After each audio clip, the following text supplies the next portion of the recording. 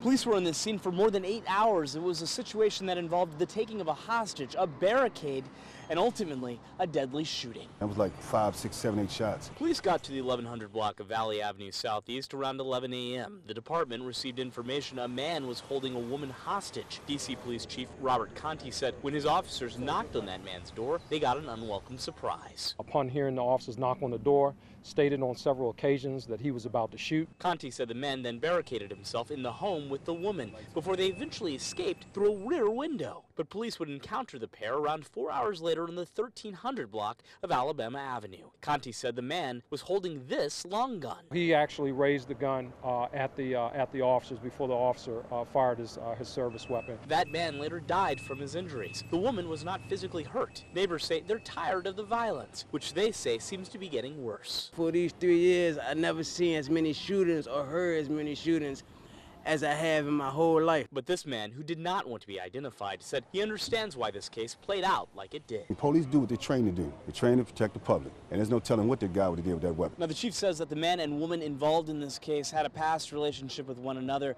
but he did not specify exactly the nature of that relationship. John Henry, WUSA 9.